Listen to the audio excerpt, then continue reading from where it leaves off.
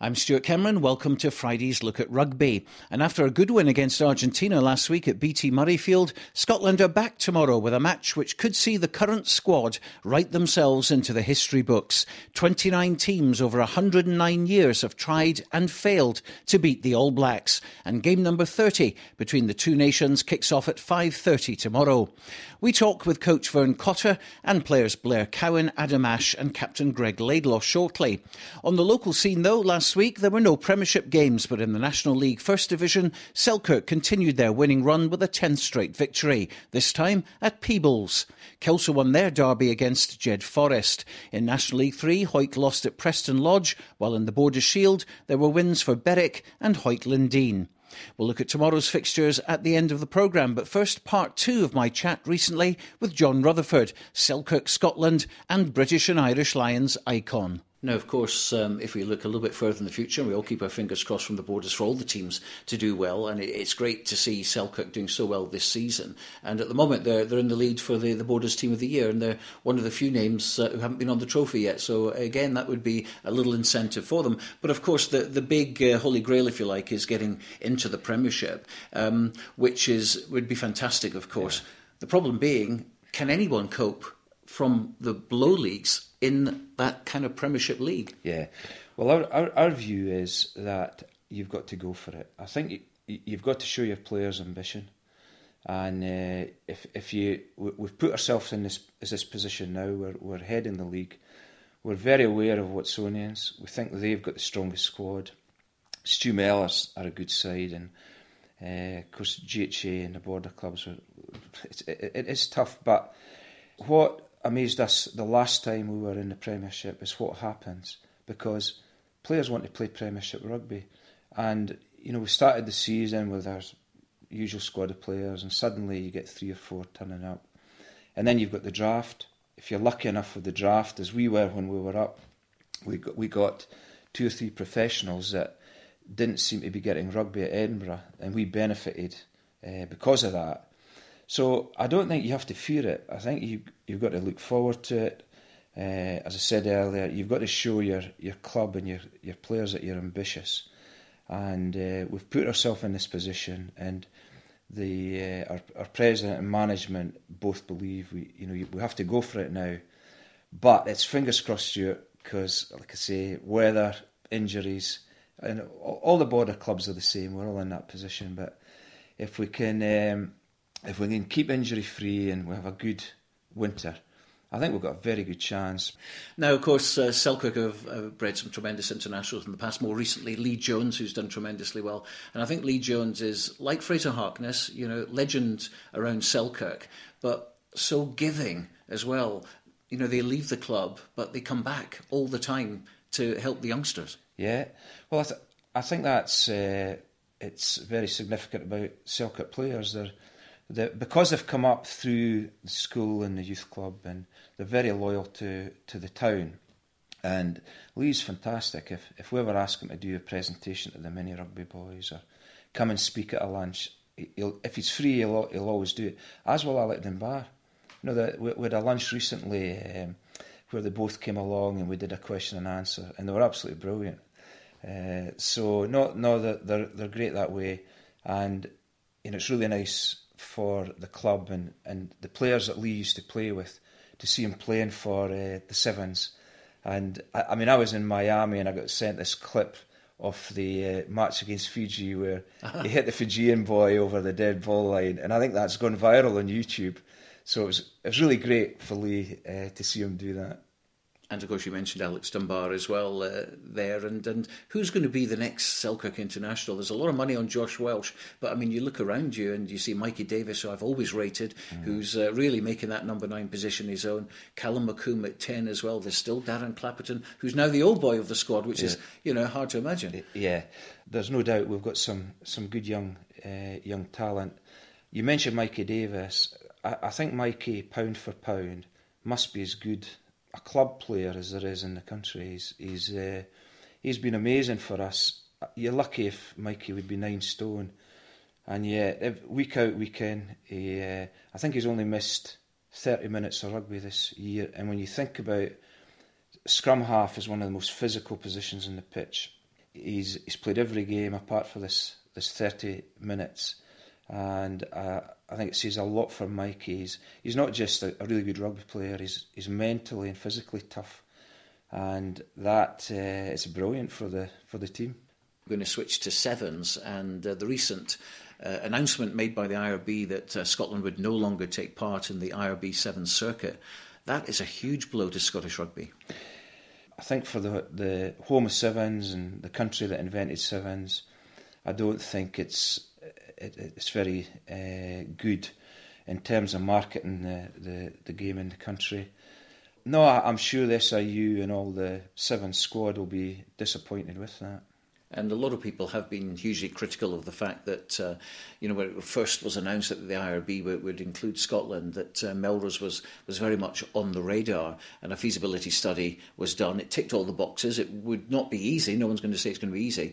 But to me, it seemed the obvious choice. That's where sevens came from. It was invented there. And with a little bit of manipulation, they could have got 15,000, 16,000 there. And as I say, ticked all the criteria as well. In the end, we all know there was a big fallout with Gordon Mackay and the Borders, and it just didn't happen. And it was moved to Murrayfield and then later to Scottstown. And I think what most people are disappointed about is the fact that Melrose never had a chance. I don't think there's any doubt that Melrose could have done it. I think their sevens are the outstanding event in rugby in the country, and they do a great job. And I think with the help of the SIU and the sponsorship that they bring in, I don't think there's any doubt that they could have held the sevens at Melrose. And of course, when you speak to players internationally around the world, where do they want to play? They want to play at the home of sevens, Melrose. So I think you're right, Stuart. There's no doubt it would have worked, but it sounds as if it's too late now, and you do worry about where sevens sits in the SIU programme, because on one side you've got the financial element where the SIU are investing, I don't know, maybe £1 million a year, and what are you getting out? Are you getting international rugby players, or are you looking at purely sevens? And where Scotland is a country that invented sevens, I think it would be a mini disaster if we did leave sevens or stop entering into all these IRB tournaments. And personally, I think these IRB sevens are absolutely brilliant. I think the standard is fantastic, and I could sit and watch these tournaments from the first game to the last, and you're looking at these what you'd call minnows, your Portugals, your Spains, your Russias. They've now got significant sevens programmes in their countries, so it is tough for Scotland. There's no easy matches, but I think that from a personal point of view, I'd be very disappointed if the plug was pulled on sevens, because I think it's important that Scotland stay in the circuit. John Rutherford. Now let's focus on Scotland's game tomorrow with New Zealand. The All Blacks making 13 changes from the team that beat England, but let's be honest, there's no such thing as a second-string All Black side, just a world-class New Zealand squad of players who can all do a job. Here are the thoughts, first of all, from coach Vern Cotter. Well, as you've seen, it's the same starting 15 as last week. The players played well, and it's always nice to be able to put the same team out, especially when you don't have a lot of time together to reinforce combinations, work on things that went well last week, and also work on things that we would like to improve. It's a game we're preparing for. It's a game, everybody says, you've got no chance. Reasonable people say that. Logical, everyone says the logic will say that you'll lose this game, but our players have got big hearts, and they really want to give this game its best shot, or their best shot out there. So I'm really looking forward to that challenge, seeing our players get up and have a go against the best in the world. Playing at number 8 in the unchanged Scotland side is Adam Ashe. Yeah, it's been a happy camp this week after a good result on the weekend. But we came in on Monday and just everything focused towards this weekend. Massive game coming up, so preparations have been going well, and there's been good focus in the camp. Certainly an exciting thing for us to be going into a match having never beaten this team, you know. It almost gives us a licence to just have a real good pop at them, you know. If we go out there and impose ourselves on them, then there's absolutely no reason we can't win. You know, we've beaten South Africa, we've beaten England. You know, New Zealand are just another team, a top team that I believe if we play to our potential, we can go out there and beat them.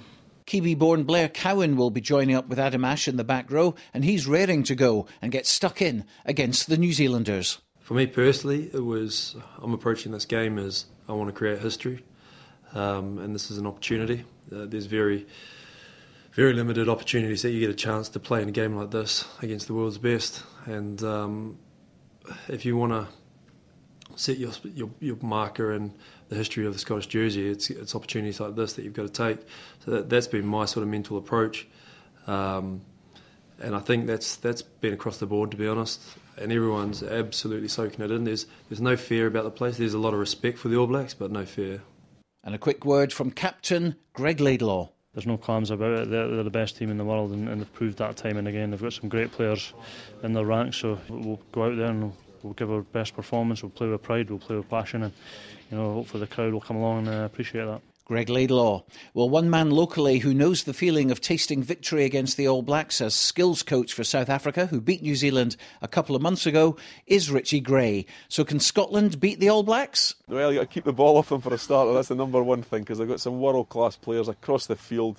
They'll just seem to be producing more and more good players. So, no, first and foremost is don't give them the ball. Any team can beat another side, especially top 10 teams in the world. I've always said this, that there's very little difference between the top 10, and it's on the day. But the problem is, if you don't get it right on the day, then it can be a very difficult 80 minutes, and that means that every single player has got to come there with their 100%, whatever that looks like. They've got to give that and make sure sometimes a little bit of luck goes for you as well. But every team's beatable. I also spoke with Doddie Weir, the borderer who once scored 2 tries in the same game against the mighty All Blacks. It's going to be very difficult. They're world number 1 for a reason. They're the informed team. England are very strong, as it pointed out, in their game against the All Blacks, but the All Blacks went ahead in 24 points to 14. So I think there's just maybe a limit in what Scotland can do, but the performance against Argentina was greatly improved. Cotter's gotten them playing very well. So with any luck, all we're maybe asking is for competition and to hustle the All Blacks, but to actually go and win is just maybe, from my point of view, one stage too far. Scotland v New Zealand kicks off at 5:30 tomorrow. Well, a look at the local fixtures, and it's BT Cup Round 2. Selkirk are at GHA, Hawick visit Mar, Peebles go to Musselburgh, and Jed Forest will play Edinburgh Accies at Rayburn Place. 2 home games, Kelso versus Preston Lodge, that's our featured commentary game with Stuart McFarlane, and Hawick YM host Lass Wade. 2 derbies in the Shield, Berwick play Hawick Quins, while Hawick Lindeen are at home to Earlston. Well, the featured game, as I say, on Radio Border's Super Scoreboard Live tomorrow is the match between Kelso and Preston Lodge. But that's it for your rugby tonight.